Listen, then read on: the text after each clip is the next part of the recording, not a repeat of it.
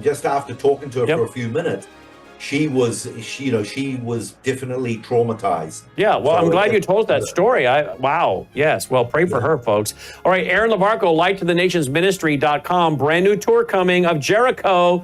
Brought to you by our foundation, worldviewfoundation.com. Take care.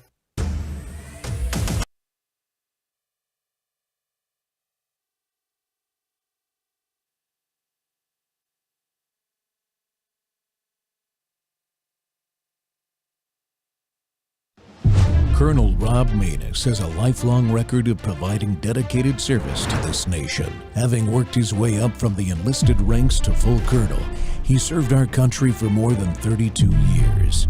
He has served as a bomber squadron commander, bomb disposal technician, Joint Chiefs of Staff Operations Officer, assisted the National Security Team with the campaign plan for the global war on terrorism. He authored the first theater nuclear war plan and served as the Vice Commander of America's largest airborne intelligence wing. Colonel Rob Maness is a true American hero.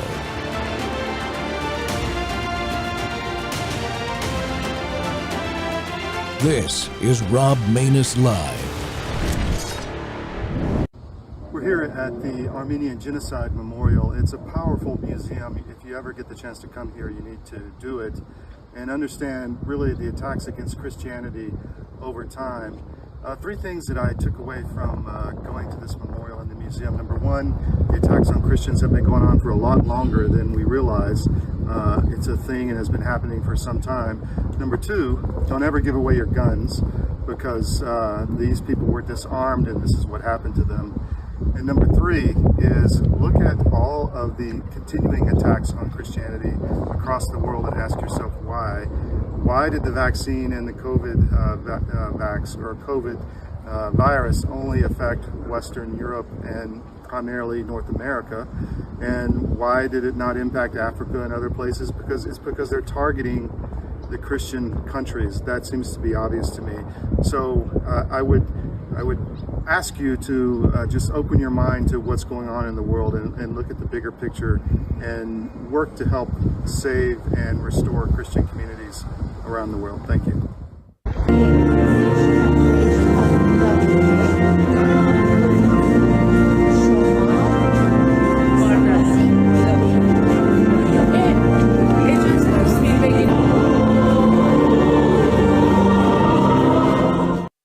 Welcome back to Whistleblower Wednesday, folks. The Rob Maness Show is live on Worldview Tube and our X Spaces simulcast.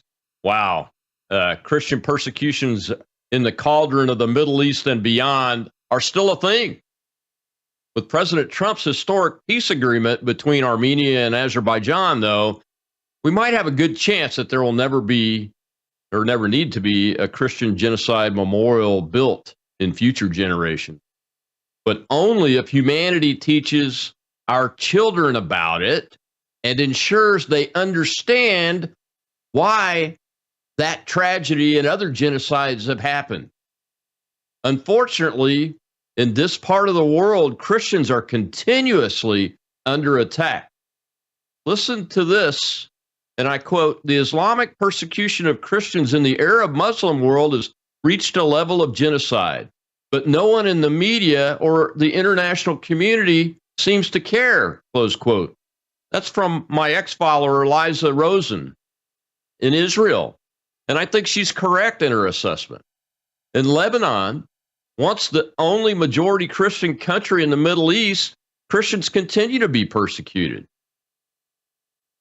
That is why the destabilization of Syria has only increased massacres of Christians and other minorities. But the so-called mainstream media just doesn't really cover the story enough, so most people in the West have little to no idea this is actually happening. Well, my friend and contributor to this show quite often, L. Todd Wood, is covering this, though, and so are we. Todd joins us today to discuss the current situation on the ground in Beirut, Lebanon, and out in the communities there. He's a former special ops pilot, helicopters, and a CEO of CDM Press. His mission is to report the truth, as is ours. Unfortunately, as America's free press should be what we're doing to protect our way of life. But the corporate media is not, obviously. Todd, welcome back to the Rob Maness Show. Hopefully we got you. I know you're in Beirut, so. Well, I'm coming to you from the Lady of Our Well convent in north of Beirut in the mountains because an American journalist was kidnapped here a few days ago. And so the guys I'm working with brought me up here for safety reasons, security. It's very beautiful, peaceful, secure. I'm thoroughly enjoying it. So I'm having meetings here, but going out into the community with protection and meeting the people. I just got back. That's why I'm late. I was with a professor at one of the major universities here for dinner, and it went a little long, so I didn't mean to scare you there, Rob, but I made it. You're not going to scare me. I'm a bomber weapon systems officer. I'm used to taking shots and having to get through it without being afraid. The question for you, that opening clip, I wanted to show it, even though you're in Lebanon right now, but in July you were over in Armenia when that was shot at the end of July. And I have a lot of really good Armenian friends. And I wanted to, just before we dive into Lebanon and the surrounding area and Syria and all that, I have a lot of Armenian Christian friends. Many have worked for me in the past 15 years, and I'm still very close to them.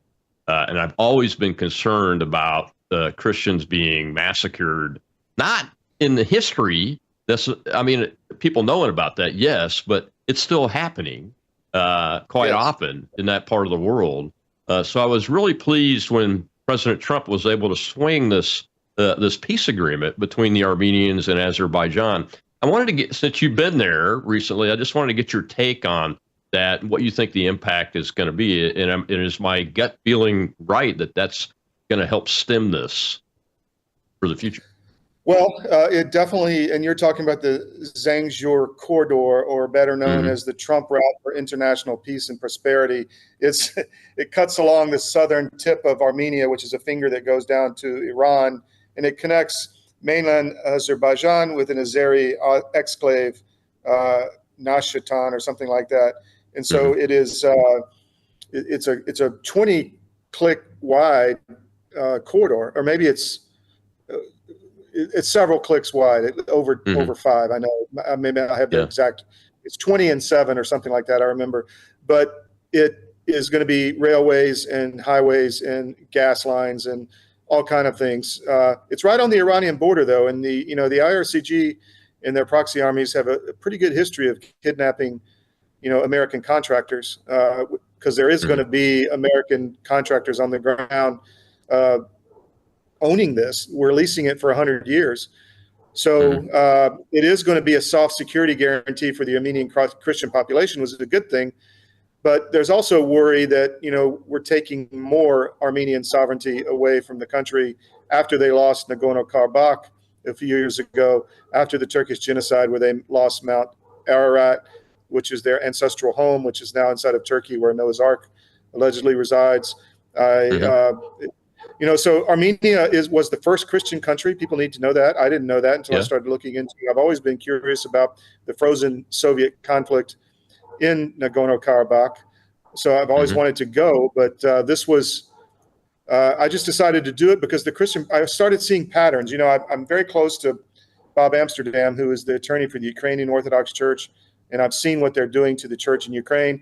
They're doing the exact same thing in Armenia and in Romania. So you have 3 countries in that region where they're destroying the original Christian church of that nation, literally destroying it, taking it, burning it, putting the leaders in jail. Armenia, they're about to put the Catholicos in jail, who's the head of the church, because he's a Russian agent. Where have you heard that before?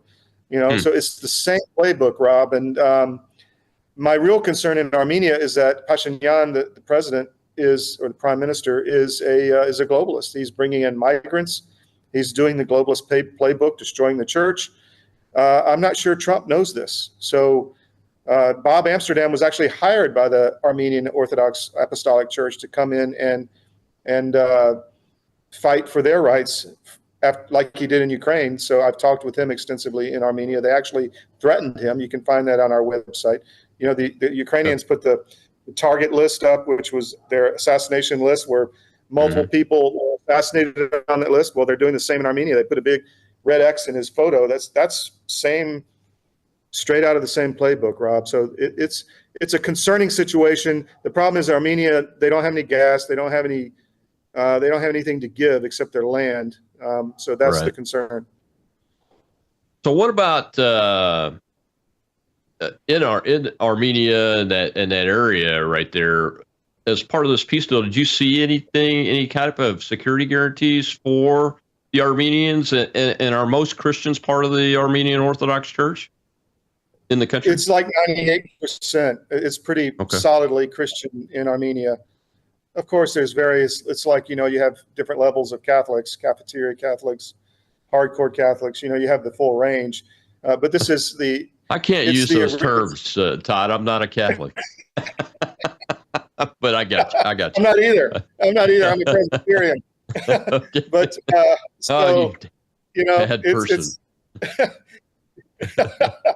but everybody here is like Christianity. If you're a Christian, we're good with it. So there's really not that IRA kind of level of animosity here between the different sects of the faith. But Armenia is a Christian country. It is. It's the Apostolic Church. I went to Etchmiadzin outside the capital where Bartholomew, one of the disciples, literally brought the spear that speared Christ, and it's in the museum at the church. So, allegedly. So this is where it all started. Right? So to destroy it is not a good thing. And it's happening elsewhere in the world. We can talk about that. Well, yeah, the most notable church that's been destroyed is Sophia Hagia and I know I'm not pronouncing that right. Look, my family's from Southwest Tennessee and South, so we don't pronounce it. But I really respect it, and that's been turned into a mosque apparently, and I think that's one of the oldest churches in Christianity, right? I was there. Well, it was the seat of the Byzantine Empire. It's where Eastern Rome. It's a beautiful church. When Vladimir the Great, who was in Kiev, which was Kiev and Rus, originally where Russia started, wanted to make his country religious, he sent out his emissaries all over the world to Jewish faiths, to Muslim parts of the world. He sent them to Hagia Sophia, which means his truth or something like that, and or his wisdom, I think. The emissaries came back to the Vladimir the Great, who's the founder of Kiev and Rus, and they have a statue of him in Moscow as well. And they told him the buildings were so beautiful, I didn't know whether or not I was in heaven. So that is why Vladimir the Great made his country Christian. He said it must be the best religion if that's the case.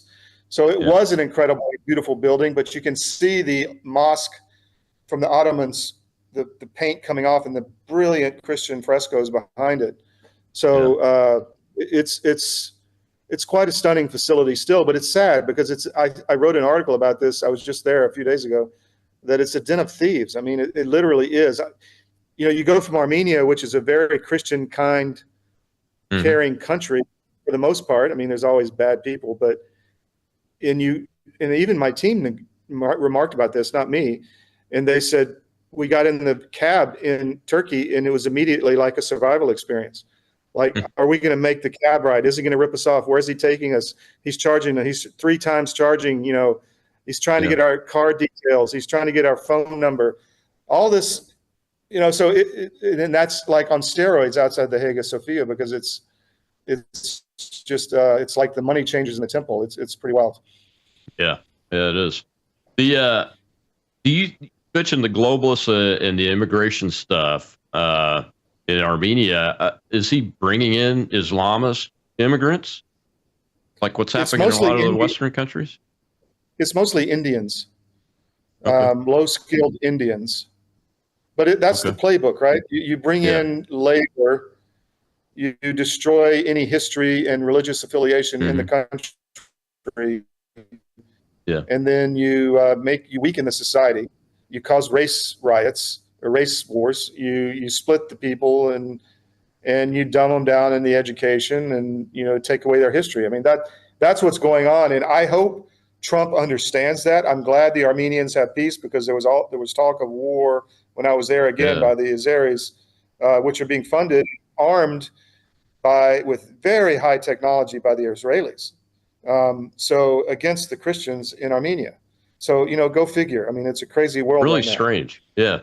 Yeah, I had read that too. It's really Yeah. strange. Well, we got to take a break, Todd. When we come back, I want to turn to Lebanon and Syria, that immediate part there, because it's happening again.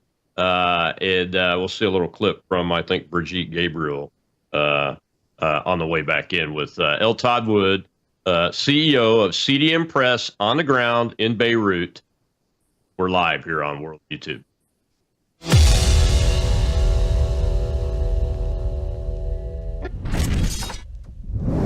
Hello, I'm Brandon House. I want to thank you for all your support at wvwfoundation.com that helps make possible pushing out 24/7 content for free. Without your support, we'd have to put it all behind a paywall. But thanks to you and your support through our foundation, we're able to push it out for free as a broadcast service and broadcast ministry of WVW Foundation. Please consider going there and setting up an automatic monthly contribution, or go there and make an occasional contribution.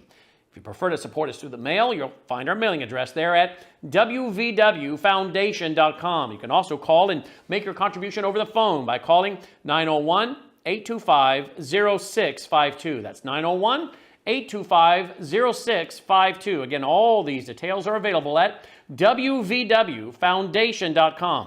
Thank you for your support as we try to help people around the world understand the times through the lens of a Christian worldview.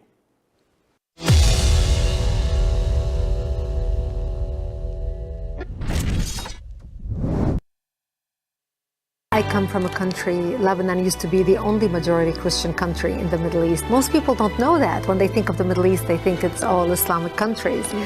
But Lebanon is the only majority Christian country in the Middle East. We were open-minded, we were fair. We prided ourselves on our multiculturalism. We welcomed everyone to our country, especially from the surrounding Arabic countries, because we wanted to share with them the westernization which we had created in the heart of the Middle East. Muslims used to send their children to come study in our universities because we had built the best universities in the Middle East. They graduated and worked in our economy because we had built the best economy in the Middle East, even though we did not have any oil. Lebanon was known as Paris of the Middle East, the banking capital of the Middle East. And as Christians, we focused on education. Education was very important to us. You know, we educated girls and boys, you know, no difference. We were living the good time. Unfortunately, all that began to change by the 70s because of two things. The enlargement of the Islamic population in Lebanon, because we Christians marry one spouse until death do us part. We don't have many kids. Muslims, on the other hand, are allowed to marry up to 4 wives at a time. Now, of course, not all of them do it, but enough of them do it that in our country, in Lebanon, by the 70s, the Muslims became the majority. And once they became the majority, they started massacring the Christians and killing the Christians. Show. It's Whistleblower Wednesday, and we're talking with my friend L. Todd Wood, the CEO of CDM Press, former special ops helicopter pilot, amongst the many other things. He's also one of his own journalists, and he's traveling in Beirut, Lebanon, and has been traveling in the area by Armenia, Turkey, in those areas this summer. So we've got him on the line from Beirut. And Todd, I just wanted to show that clip, Brigitte, to give a little bit of the historical context to people from somebody that was there. And that is, we were talking about the globalists, mass migration, illegal immigrants, and all that. And one of the worst policies is to allow Islamists to immigrate freely, or legally or not, illegally, into a country that was once a Christian majority. And what Brigitte describes is exactly what we've seen historically, isn't it? Well, I want to talk pattern recognition because you see patterns here. And any Christian, I just had a dinner with someone who was talking about this. When you have a very strong Christian country, it has to be destroyed and attacked by some forces globally. And Lebanon has been systematically taken apart, and I believe it was Mhm. intentional over a few decades. You had the civil war. First, you brought in 500,000 Palestinians, and Mhm. just dumped them in, because I guess they came out of the Israeli territories, and so they had to go somewhere. So you put them with the Christians. You don't put them with the Arabs, where like the same people they are. So they put them in Christian Lebanon, and it was like 70% Christian at the time, and now it's 40%. But so that caused the civil war, which devastated the economy, devastated its Mhm. infrastructure, its institutions.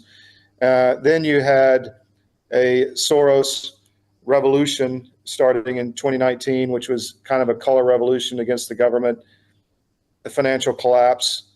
Then you had 2 million Syrians come in, allegedly fleeing from Assad, uh, that were Shia. So this is the Mhm. Hezbollah faction. So you've got millions of people here that weren't from this area. Of course, generations have been born here now. But it is, the Christians are very worried. And frankly, I don't hear the Trump administration banging their bully pulpit about this. And I see, and the Christians here will tell me, I'm talking to political leaders, very high senior political leaders, and they're telling me everybody always has another country in as a priority, or another group of Mhm. people, whether it's the Turks to help them, stay in NATO, whether it's, the Azeris, whether it's the Saudis or the Israelis.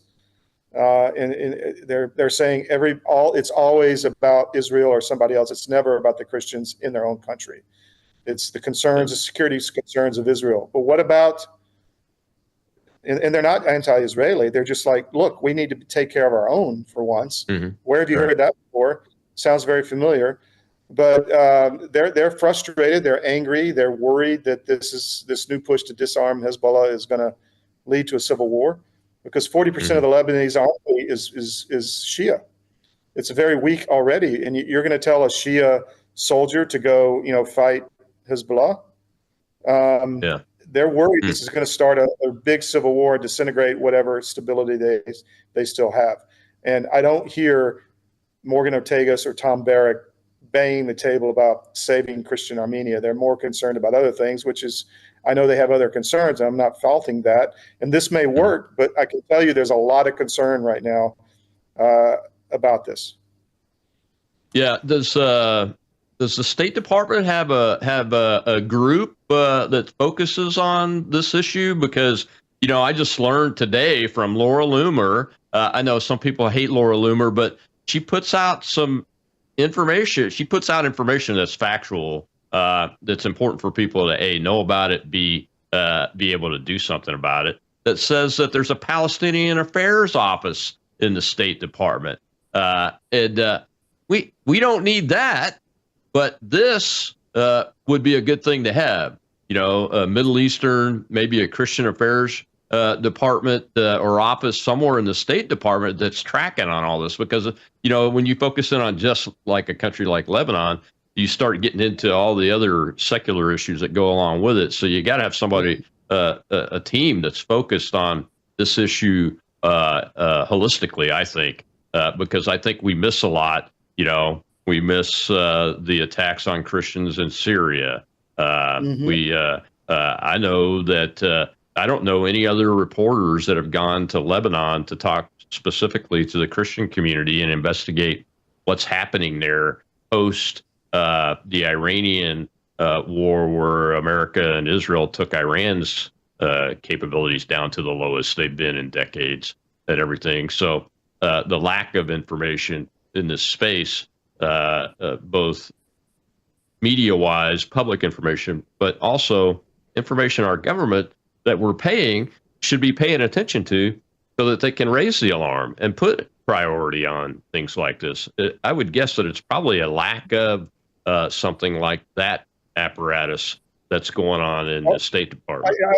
There's probably a lot of that, but from the pattern recognition standpoint, I have to think there's some kind of global effort to weaken Christianity substantially, if not destroy it in certain countries.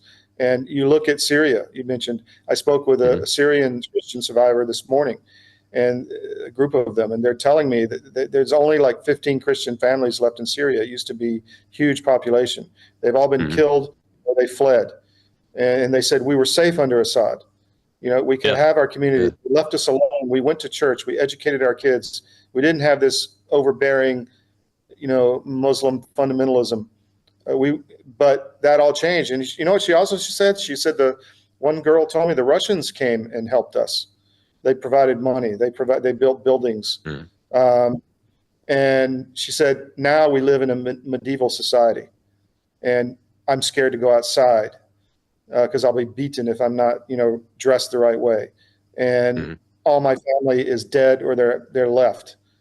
And so it's pretty shocking. And she also, it was a group of them, but they told me, the Aramaic language, which was the language of Christ, is going away. There's only 1 or 2 villages left, and they've all been destroyed. I mean, that's the origin of the faith, and it's literally being destroyed in front of us. And I don't hear. I know there's a Lebanese desk in the State Department. I doubt there was a Christian focus anywhere, but there should be, and there should be. Yeah. And we're going to just try to apply media pressure to all this. There should be we're a Christian country. So why aren't we protecting Christians? Why aren't Protestant, Catholic ministers, priests screaming about this? When you have thousands of Christians being slaughtered, we're going to Nigeria next. And I don't know the exact date, but same thing. There's patterns here, right? Yeah. So it has to, we need to be aware of that and start pressuring our leadership to do something about it. I mean, this is our history, our heritage. Most Americans still, at this point, I think we're still a 70% Christian country. Yeah, I think so. Well, we got a hand up in the audience. Let's go ahead and take a question from them before we get to this next break. Go ahead, Shell. We have True Mega, sir. Thank you. I just want to push back a little bit. I have total respect for you, so I hope you don't get mad at this. But I think, in the cowboy days, we didn't really give a crap about all these other countries. We didn't waste America's time, energy, money on this bullshit and foreign wars everywhere. And I'm totally sick of it myself. I'm sick of seeing homeless people all over the street. I think we need to focus on our Christian people in this nation, number one only, like Rob says, the other Rob. And did we lose him? I just wanted to throw that in. Sorry. That's all right. Well, you kind of got cut off there, True Maga, but I think I got the gist of it. Your thoughts, Todd? Well, I don't disagree with him. We need to protect our border first, build our country first, and I don't want any other Americans over there fighting these wars. But that doesn't mean we can't talk about it and raise the issue and say, because we're spending a lot of money on other countries that aren't Christian. So, and a lot of effort and a lot of focus. So I would agree with him in the macro sense, but what I'm seeing is a macro effort to destroy Christianity globally. And when you look at what's happening, it could happen here too. I think that you've already seen it happen here too. The deplorables, all of that, God's, their guns in their Bibles or whatever Obama said. There's been an effort to go after it here too, and it's going to come. So why not face this, whatever it is, and shut it down? Yeah, so I'm with you. I'm the same view. In the macro sense, I agree. We should be focusing at home. My goodness, we're on the cusp of having an Islamist communist mayor of New York City. A Somali Islamist is mayor of Minneapolis, and there's one, I keep forgetting the name of there's some place in Texas, I think, that's close to that too. And we've got to focus here, but I'm not opposed to raising the alarm and publicizing this to try to put pressure on the evil people that are trying to do this too, so that there's a public awareness about it. Because the function of publicizing something and telling these stories is not just about getting the tax dollar to go do something. That's not really what I'm advocating for. And what I'm advocating for is to get eyeballs on this in the millions, because lots of things happen. Here's one of them. It's about money. Charities. Americans give more to charities than any other nation in the world. And if they know about something like this, like we're going to show some more clips during the show, like what's happening in Syria and Lebanon and Armenia and around the world. Really, I look forward to you reporting from Nigeria. And I think in the Congo that there's a huge number of Christians being massacred. Am I right about that? Yeah. Do I have the right country? Yeah. Recently, Yeah. so getting eyes on it and publicizing it is what we're about more. I'm not calling for troops or any of that stuff, but we do have this Department of State that we pay for, and that's one of its damn functions. So let's get on with it and put it to the use that it's intended to be. And we are a majority Christian nation.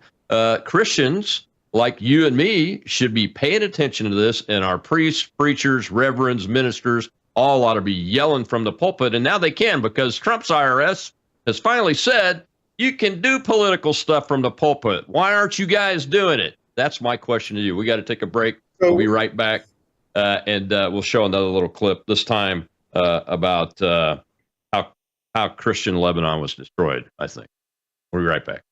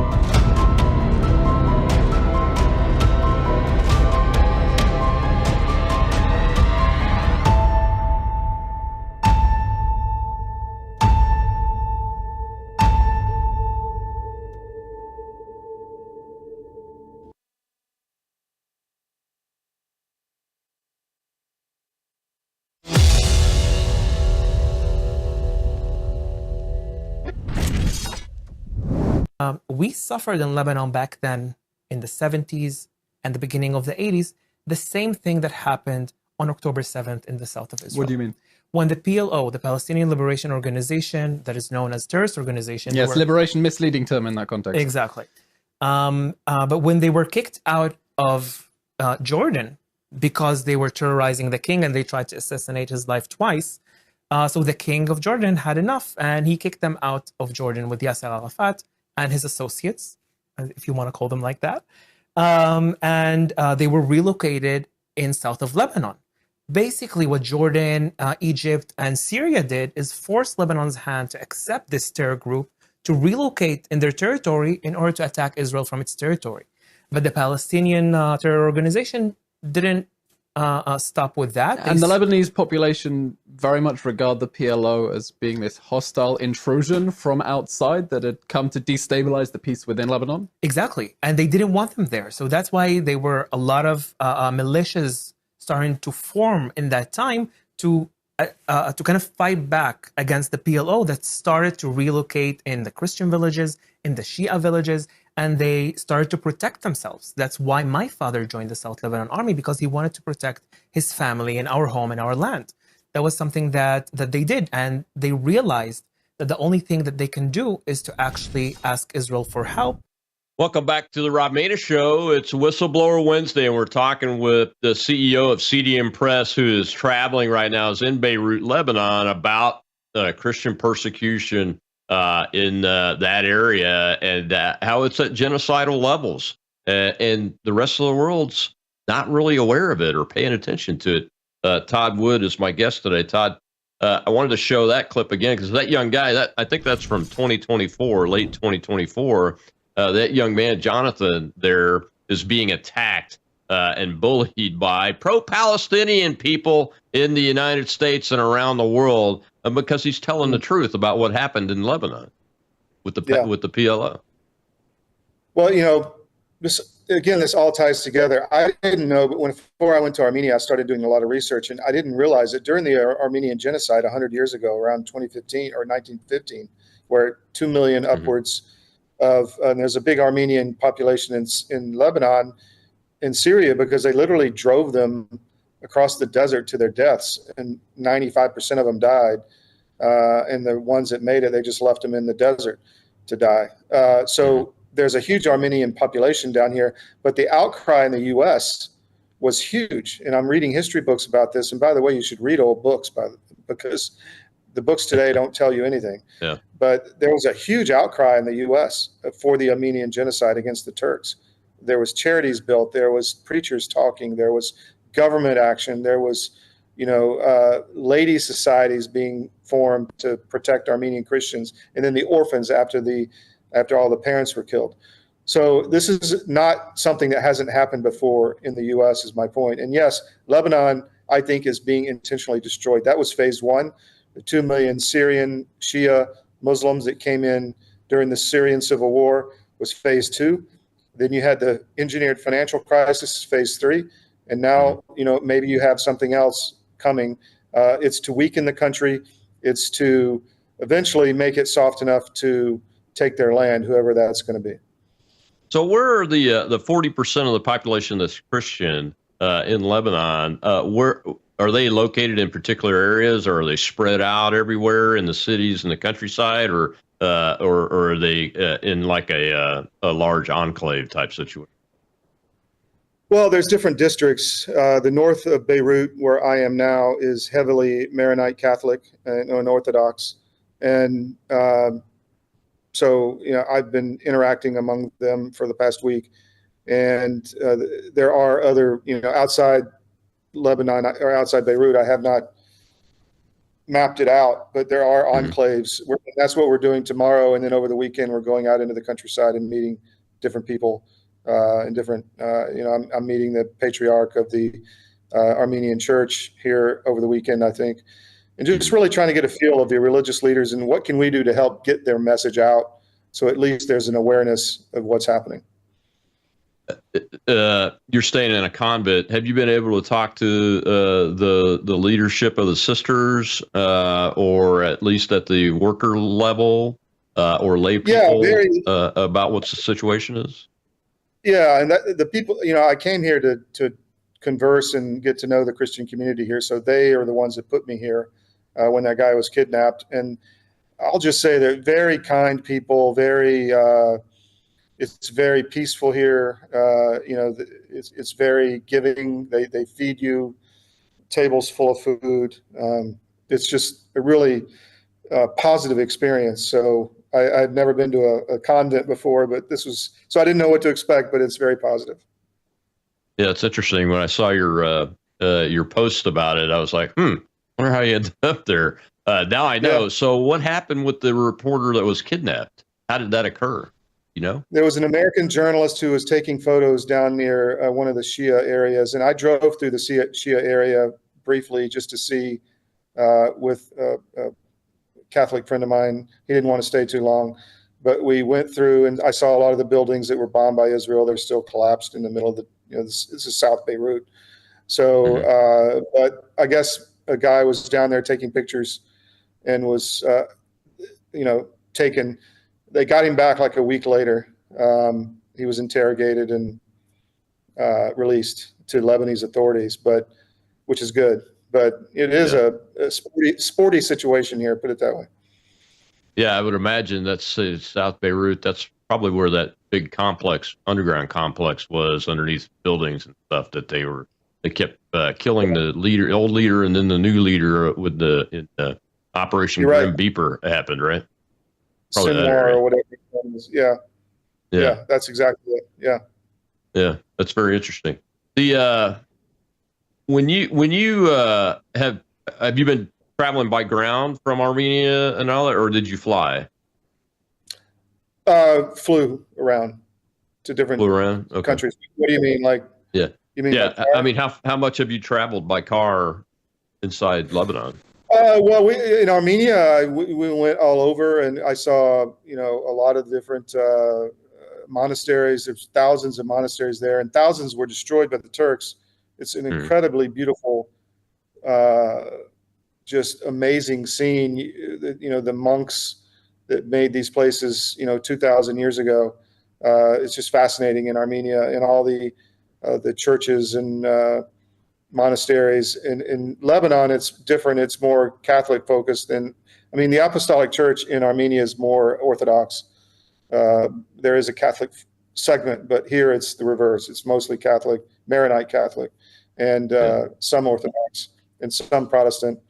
But we've been driving around a good bit. I went up to the mountains a few days ago there was huge civil war here, as you mentioned in that clip, in the 70s, and guys were fighting for their families. They literally were militia, like Minutemen, grabbing their rifles and going out and fighting. And there's a memorial to a lot of the martyrs that died in that war up and among the cedars up in the mountains. They have made a really beautiful spot. You can find an article on armedforces.press with a lot of pictures. But there's also a memorial to the Marine bombing there, the 240-something U.S. Marines that died. So I didn't know that. And they have an anniversary where some of the wives of the soldiers that died come and they, have a ceremony around the plaque. And so it's fascinating because they still, a lot of these guys are very pro-American. So they're sensitive to the loss that the U.S. had in the Marine Corps bombing in Beirut. Yeah, I think they know what the sacrifices we've made for people to live in peace, man. One of the things you said in the first segment, you mentioned that, hey, when we were kind of joking around, that it doesn't matter if you're a Christian here, nobody really cares what denomination and sect you are. And I don't know if we lost Todd or not, but if we haven't and you're still there,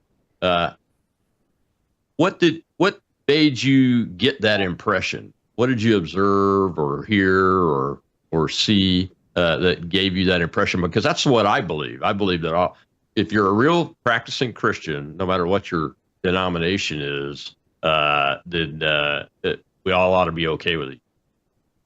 Unless you're a fake Christian, that's different. No, you mean I'm sorry, I missed you there for a minute. You mean in Armenia, or where were you talking about? Well, when we were joking around earlier, you were like, hey, around here, if you're a Christian, nobody really cares where you're from as far as like your denomination and those kind of things. I think that all Christians that are real Christians should be that way. They told me that. I didn't ask them. I was asking about, how the different sects interact, and they said, yeah, there's other Christian parties, and there's Protestant, and there's Orthodox, and there's Catholic, and he's like, but Christian is Christian. And several of them told me this. If you're Christian, we're on the same team, essentially. So that's the way they believe. There are some animosities between some of the parties in the past, but that was due to, I think, power struggles. Because a lot of the Christians are paid by other nations to do certain things. So there is some of that subversive element that we've seen in the U.S., actually, where you're working for another government or whatever. And in the policy of what your party, look at the Democrats or look at, they're not working for America. So there's some of that going on. But for the most part, these people have been, I can tell you there's a marked difference between the Christian countries I've been in and the Muslim countries I've been in the last 2 months. Just the Shia Sunni struggle tells a whole story about the Muslim faith and Islamism, and all the different little viral infections that stir from that. We don't see much. We saw some stuff in Northern Ireland between Protestants and Catholics that was pretty bad, but it's never been really widespread in modern times, anyway. Not in modern times. True. Well, True. I'm going to take a question real quick before we take this last break. Yeah, let's go ahead and take that question, Shell.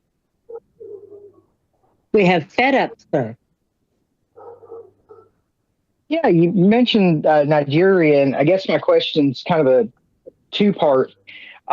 With Nigeria, with the Russian Orthodox Church is expanding pretty big in Africa. Do you think we might be able to, once this other peace agreement hopefully gets done, maybe work with Russia some to secure some of those countries? And I guess the second idea on that, Nigeria and the Congo are number 7 and 8 in the amount of aid we give, almost $1 billion a year each. Could we use that, leveraging that possibly to help secure what's going on with the Christians to help out in those two countries? Well, I firmly believe there needs to be a bigger and stronger and more peaceful relationship between us and the Russians. I think there's a natural alliance there, not at the least of which is that we're both majority Christian countries. And yes, the Orthodox Church is spreading rapidly in the U.S. I mean, I think I didn't see, I don't have the exact numbers, but young men under 30 are flocking to the Orthodox churches in all the different strains of them. And I know, and I had another guy in Armenia tell me, the Russians do a lot of good. They just don't talk about it. They don't go in the news media and tell everybody what they've done. They don't put up plaques.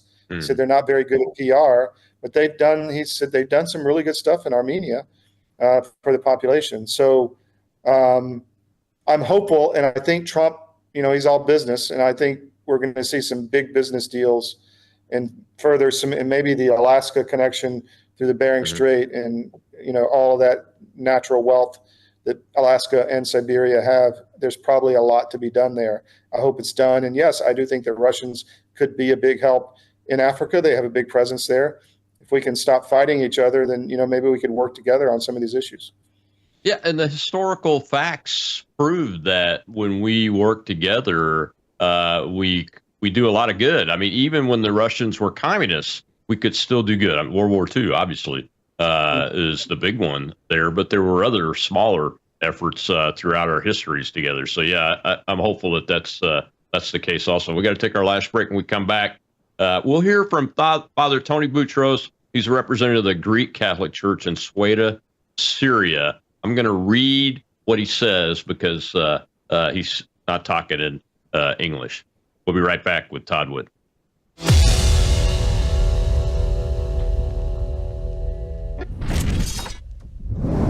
News is moving faster than ever, and so are we.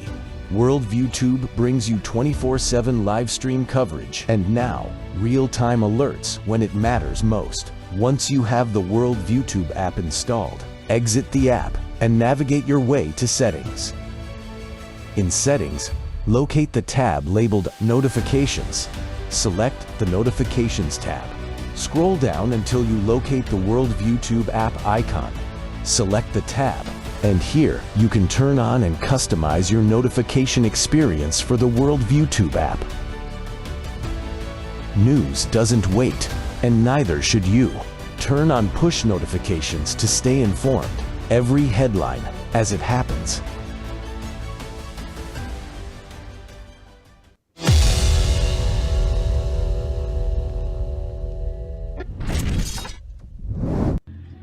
نحن ما أقليات، نحن مكونات من البلد السوري هذا. Opponents of the Syrian country, we have been here for hundreds of years. People, we are our Druze, partners, and Christians. We ask the U.S., Europe, the Vatican, and the whole world for international protection of Sweden, for us and all of our Druze brothers.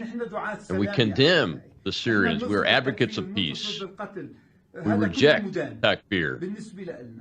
All of this, and we want international protection. We want to stay in our homes with our Catholic and our Druze brothers. We are one, we coexist, living together for hundreds of years, and we will not leave our homes and our land. We demand international protection from the whole world. Look at us. Look at Sweden. Look at the massacres that happened to us, and thank all the people who want to help us and stand with us. That was Father Tony Boutros, representative of the Greek Catholic Church in Sweden, Syria, from not long ago. And my guest today is coming to us from Beirut, Lebanon, L. Todd Wood, CEO of CDM Press, covering the reality of Christian genocide. Todd, I wanted to show that from the Father because it's important to hear from people that are on the ground that are, and one of the things that stuck out for me and struck me was that he emphasized, we have lived with our Druze brothers for hundreds of years peacefully. We work together. We live together. And we just want to stay in our homes and be left alone. Well, I have had, as I said, a lot of meetings with political leaders here that are on the Christian side, the Free Patriotic Movement. And they're telling me, look, I mean, we need to be able to protect ourselves once again. We had militias in the past, we disarmed, but you know, it may get to that again because they're just literally being massacred. In Syria, they were massacred by the government the United States helped put in. Let's just be frank. And there wasn't a peep out of the White House. Why is this? That's true. That's true. And that's very frustrating. So, I mean, what if it was your daughter on a trip and she's raped and killed and skinned alive and crucified? They were crucifying a lot of Christians in Sweden earlier in the year. Or was it late last year? I don't remember when they came in and did those massacres after Golani took power. So it's a problem, right? I mean, it's a problem. So I would like to see more, at least bully pulpit action. You know, Trump's good at threats, you know, he knows how to make stuff happen. So protect the Christians, not just other ethnic regions of the Middle East. Yeah, and as I was researching the show, I came across some information about Turkey and the territory that it wants, and the map that Erdogan is talking about when he's talking about the oath from the old Ottoman Empire days. And it includes that strip you referred to earlier in northern Syria, where the Aramaic-speaking Christians all still live in a very small sliver of land. You know, let's put it to use that Turkey is a NATO country and put pressure on them. The president's, like you said, very good at negotiating and say, look, you're going to protect these areas. You know, I mean, that was one of the reasons why Gabbard was opposed to getting Assad removed from power, is because at least under that government, the minority ethnicities were protected, and now they're not. And we helped put the government in. That's allowing the slaughter. I'll throw another inconvenient truth bomb your way. Guess who was protecting the Christians in Syria from the murderous Daesh ISIS forces? It was Hezbollah, the Iranian proxy army. So I know that for a fact. I saw the videos today. I saw battle footage. I talked with survivors. They're like, and the leader of the Free Patriotic Movement is still sanctioned by the U.S. government because they had to align with Hezbollah against the murderous ISIS factions that the U.S. supported. So go figure, how does that happen? I mean, obviously they did it for survival. Right. You know, they had made an alliance with these people militarily for survival, and which you do from time to time. I mean, we worked with Stalin, you know. So after he was an ally, declared ally, and war partner with Hitler. So why is this guy still sanctioned by the U.S. government, who's the leader of the biggest Christian party in Lebanon? That's a good question. I think that was done by the Biden regime, and, you know, Trump should fix it. That's a good question. That's breaking news, too. I'd not heard that, that some of these Christians had to get protection from Hezbollah. And it surprises me that they did it. Well, when your wife's going to get skinned alive, I mean, what are you going to do, right? Yeah, it just surprises me that the Hezbollah crowd agreed to protect them. That's shocking. Well, that was and I was told that the Christians have pretty much a free reign in Iran. I didn't know that. I'm going to investigate that. Yeah, we need to look into that. Absolutely. So I know the Jews are left alone in Iran. So I need to look more into the Christian side of things. Yeah, but absolutely. I found that fascinating myself. I think I've got one more hand in the audience. Let's take that question before we get to the end of the show. Shell? MAGA. Hi, thank you. Is the money system over there kind of like America, or is it, I mean, can you actually loan money and the usury thing, does that work over there in Lebanon? Yeah, they have a westernized financial system. They don't have Islamic finance. I know what you're talking about. It's and the Christians. Here's another thing: the Christians make most of the money in Lebanon. Their economies, as you had the guest on, the lady who said we built a strong economy. That's true. It's being weakened now, but the Christians make most of the money, and they pay it into the government, but the Muslims don't pay much into the government, and they get all the services. So it's a huge wealth redistribution going on right now in Lebanon as well. Yeah, and how big is the? So there's 40%, so 60% majority of Muslims. Do the Christians have any representation at all in the government? They do. There's supposed to be a 50-50 governmental agreement, but I was told, if they're hiring 10 ministers for the transportation authority, it'll be 8-2 or 9-1 or something like that in reality at the end of the day. So they're holding on to power like that. Mm-hmm. Okay. Very interesting. So what's next for you, Todd? Sure. Heading back to the U.S., we're doing a lot of reporting on this issue. Where Ukraine has been huge, and by the way, you and I have been right on that for years now, and that's coming to light. Rob, did you see that there was an announcement, and it was on Disclosed TV? Ukraine, there was some hacks into the Ukrainian systems. They've lost 1.7 million men in the war, 600,000 this year alone.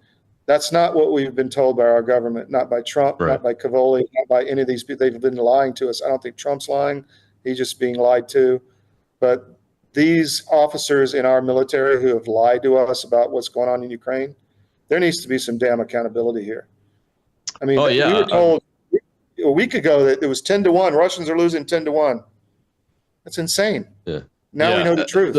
Those numbers are crazy. I mean, you and I have been talking about that, and some others like Daniel Davis and Doug McGregor. We've been saying that all along, and then the kid leaked the classified information. And I'll say it again: don't leak classified information. Find a way to be a whistleblower in the classified world and get it out that way. But the slides actually showed long ago what the ratios really were, and we're going to end up. I think we'll end up being right about it. But that's not what's important. What's important is the Ukrainian people's population going forward is they're going to have worse birth rate decline because no young men are going to want to go there. The young women are going to leave to try to find young men if they even still want to have a family. I mean, it's going to be devastating for that country, even more than it already is, isn't it? Well, let's talk pattern recognition. If you wanted to destroy Christianity, how about a war between two major Christian countries on the Asian continent and massively depopulate, lie about the numbers, keep the war going as long as possible? To me, it's very, very obvious what's going on here. That's certainly what the facts support, what you're saying. It's unbelievable, but the facts support it. I try to go with the facts, and just like we've been right about the president, once he got face to face with Putin, this machine called peace will start rolling. Now I'm just concerned about the disruptors behind the scenes, both on his team, outside of his team, on the other team across the Atlantic. All of that machinery is predisposed to oppose President Trump being successul in this. You know who's hurt the most by that right now is the Ukrainian kids that are dying. We have not helped them at all. We've hurt them in ways that we can't even describe. Yeah. When you heard Putin say this war, I wanted to just confirm that this war would not have started had you been president of the United States, President Trump. How did you feel about that? Because we've been saying that. He's been saying it too, but we've been saying that all along. Well, I think I was just like, yeah, we know that. But what got me was when he went to the cemetery and laid the flowers on the graves of the Russians who died in the Lend-Lease program against Hitler in Alaska, and then talked to the patriarch of the Alaskan church.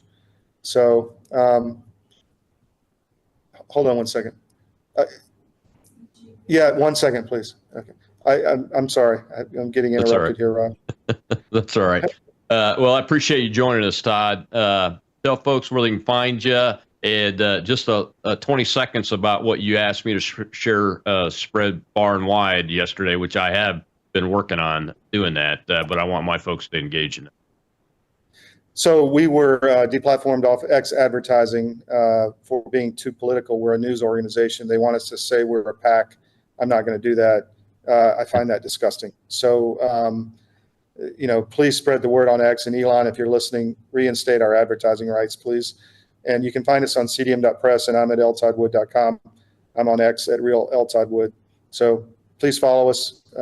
Put us in your daily scan, cdm.press. We appreciate it. All right, brother. Stay safe. Do good work. Look forward to seeing you again soon. Getting more of this great, excellent reporting. Nobody else is doing it. Thank God we have Americans like L. Todd Wood that's willing to put it out there and do the right thing. Tomorrow, Truth Thursday, my guest is Darren Selnick. He's a senior advisor to the group Veteran Action. I had the leader of that and the founder of that on not too long ago, but also the former deputy chief of staff to the Secretary of Defense, Hegseth. One of those guys. And also served in the Department of Veterans Affairs. We're going to talk about what the challenges are in the Department of Veterans Affairs, because we still have some challenges. There's a bill out there I want you guys to get behind and support. We'll talk about that tomorrow, too. I'm excited to get Darren on the show. It's going to be fantastic. So join us tomorrow right here on World YouTube.